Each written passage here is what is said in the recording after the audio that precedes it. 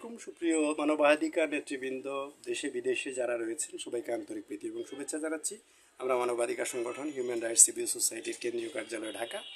আমরা আজকে আমাদের মাঝে উপস্থিত আছেন কেন্দ্রীয় বিশিষ্ট মানবাধিকার নেতা, কেন্দ্রীয় সিনিয়র ভাইস চেয়ারম্যান এবং অন্যতম নীতি নির্ধারক আমাদের রফিকুল্লাহ ভাই। আসসালামু আলাইকুম। তো তিনি আপনাদেরকে শুভেচ্ছা দেবেন। আজকে তাকে আমরা আমাদের কেন্দ্রীয় নীতি নির্ধারক পরিষদ রয়েছেন, আমাদের জাতীয় নির্বাহী কমিটি রয়েছেন, কেন্দ্রীয় কমিটি রয়েছেন, আমাদের কেন্দ্রীয় আইনজীবী প্যানেল রয়েছেন এবং উপদেষ্টা পরিষদ রয়েছেন।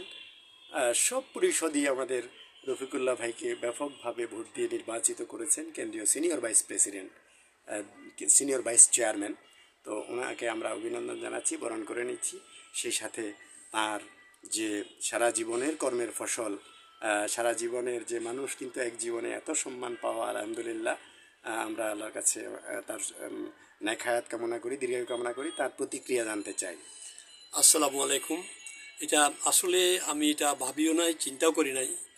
আমাকে একরকম অপ্রত্যাশিতভাবেই আমাদের সম্মানিত চেয়ারম্যান মহোদয় পদায়ন করেছে সিনিয়র ভাইস চেয়ারম্যান পদে এই কয়েকদিন আগে মাত্র। আজকে সেটা আমাকে উনি কার্ডটা পরিয়ে দিলেন। আমি শুধু এইটুকুনি বলতে চাচ্ছি যে আমরা মানবাধিকার কর্মীরা আল্লাহ রাব্বুল আলামিনের সন্তুষ্টির জন্য আমরা মানুষের জন্য কাজ করে যাব। মানুষের জন্য, মানুষকে সেবা দিয়ে হব আমরা ধন্য। আমি আপনাদের সবাইকে আমার আন্তরিক সালাম, আন্তরিক ধন্যবাদ, শুভকামনা জানিয়ে শেষ করছি।